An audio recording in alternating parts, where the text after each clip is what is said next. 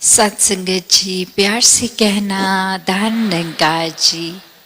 जिस दिन से ये निराकार ये जीवन में आ जाता है, जिस दिन से इसको साक्षात सामने देखते हैं, ये ब्रह्म ज्ञान जीवन में आता है, उसी दिन से ये भक्तिमय सुकून का एक हमारी जर्नी शुरू हो जाती है कि कैसे अपने जीवन को हम एक अलाइन रख सकते हैं।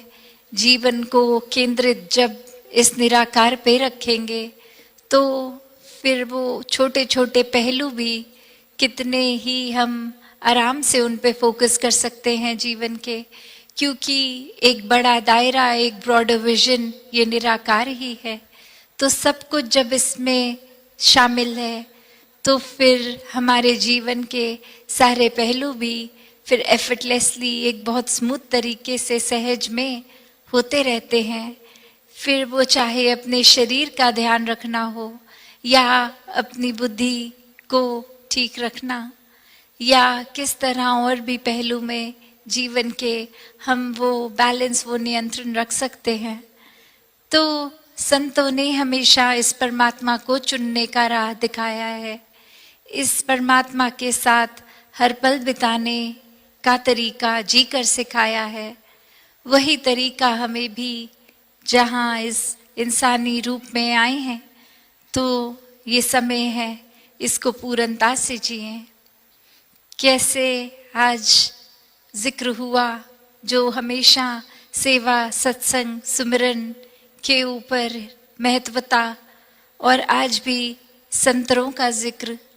और सदगुरु बाबा हरदेव सिंह जी महाराज ने अपने विचारों में एक बार जिक्र करते हुए संतरे की परिभाषा इस तरह बताई, संग तरे।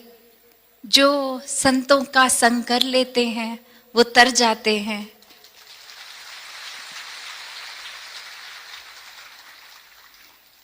तो सत्संग का महत्व इतना गहरा, जीवन में अपना हमारा संतों के साथ ये मिलाप, ये सत्संग, ये समागम कितने ही ज़रूरी कि जब तक जीवन में संत प्रवृत्ति है तब तक ही जीवन तर रहा है।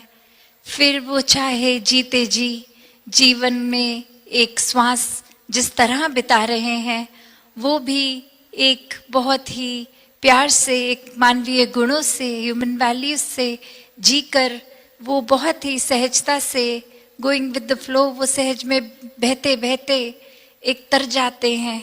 और वहीं इस जीवन में फिर ब्रह्म ज्ञान लेके ये मोक्ष और मुक्ति के भी एक हासिल करने के लिए हकदार बन जाते हैं कि जब श्वास खत्म होंगे तो भी तर जाना है, इस निराकार में ही तैरना है।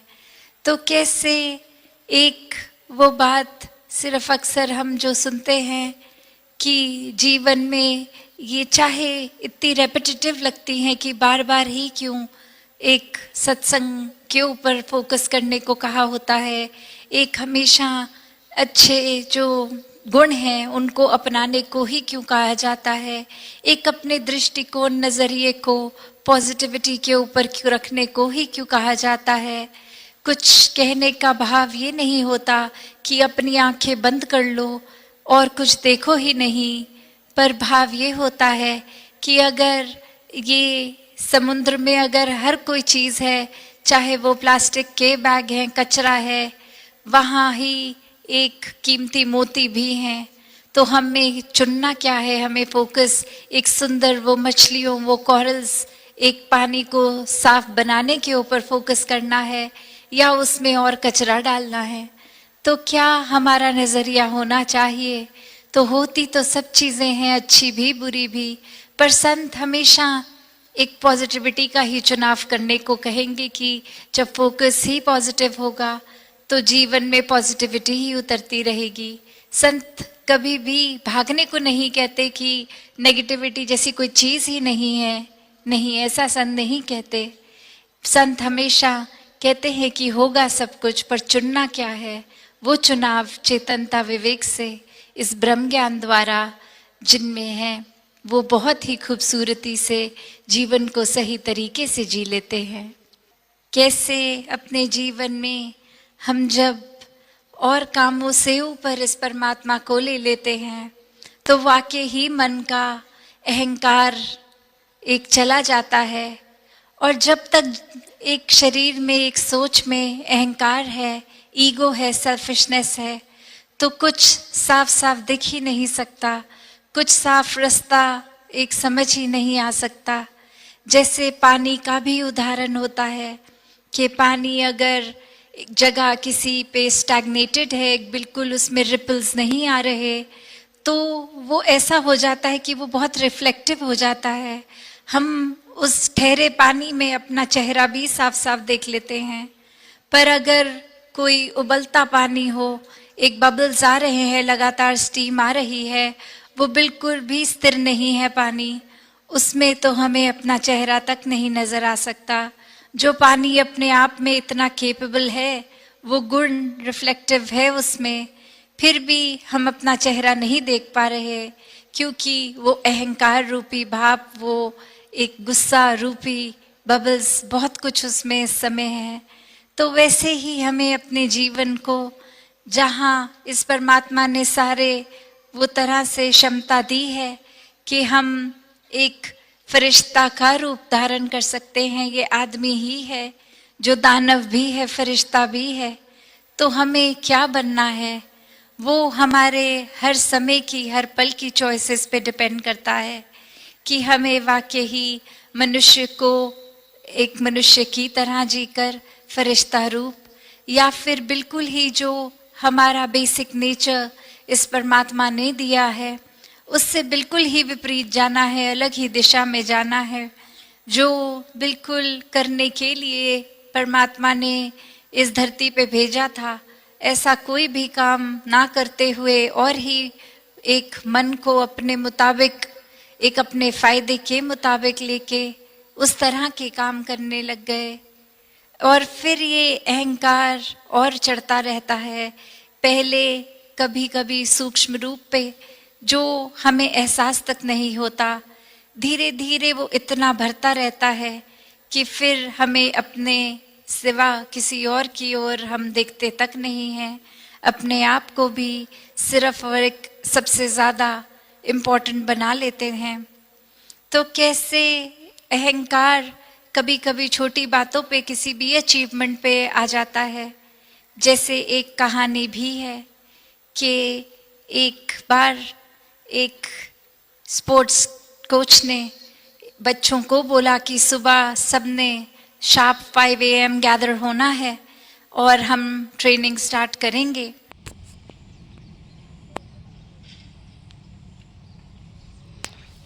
सभी महापुरुष मिलकर सुपरन बोलेंगे।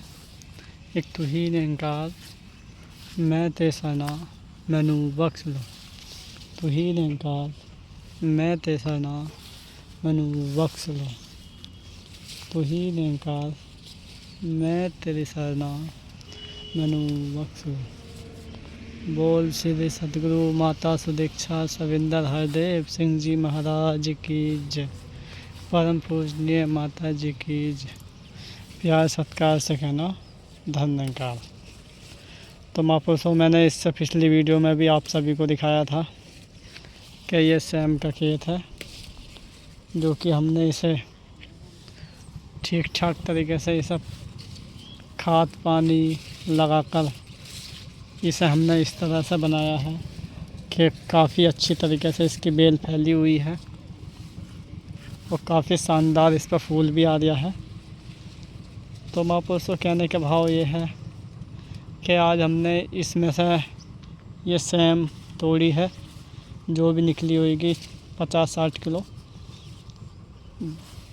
और बाकी वो बाज़ार जाएगी। बाज़ार में जो भी रेट बिकेगी वो देखते हैं क्या रेट आती है। तो फिर आज की वीडियो का कहने का भाव ये है कि जैसे कि हमने इस खेती को पाल के अच्छे से खाद पानी लगा के, तो आज हमने पहली बार ये फसल तोड़ी है, जो कि पहली बार ही टूटी है। इसके बाद में हर हफ्ते टूटा करेगी। तो इससे होगा ये, हमें इस पर और ज़्यादा ध्यान देना पड़ेगा, मेहनत करनी पड़ेगी और। तो ऐसे ही हमें माँ सतगुरु माता सुदीक्षा जी हमें समझाती हैं कि अच्छे से मेहनत करो और समय समय से सिमरन सेवा सत्संग करनी चाहिए, जिससे कि हमारे शरीर को लाभ मिले, हमारे परिवार को लाभ मिले, किसी भी तरह की कोई परेशानी नहीं आए, कोई दुविधा नहीं आए।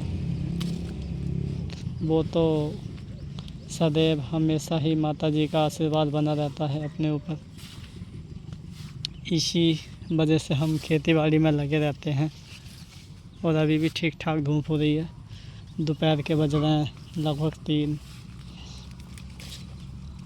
तो बस कहने का भाव यही है कि समय समय से सेवा सिमरन सत्संग करते रहें। और महापुरुषों एक बात और, 5 अक्टूबर को मुरादाबाद में माता सतगुरु जी आ रही हैं, जो कि आकांक्षा मारुति शोरूम के सामने भवन बना हुआ है मुरादाबाद में। तो ज़्यादा से ज़्यादा महापुरुष वहाँ आने की कोशिश करें 5 अक्टूबर। और माता सुदीक्षा जी स्वयं खुद आ रही हैं मुरादाबाद। आकांक्षा मारुति शोरूम के ठीक सामने भवन है मुरादाबाद के अंदर, वहीं पर खुद माता जी पधारेंगी और वहाँ आके माता जी के दर्शन करें और उनका आशीर्वाद प्राप्त करें। इस बात को ज़्यादा से ज़्यादा महापुरुषों को शेयर करें, ज़्यादा से ज़्यादा महापुरुषों को बताएं। 5 तारीख अक्टूबर माता जी स्वयं पधार रही हैं। तो बाकी हम आपको दिखाते हैं कि किस तरह का फली निकली है, कैसा कैसा माल निकला है इसके अंदर। चलते हैं।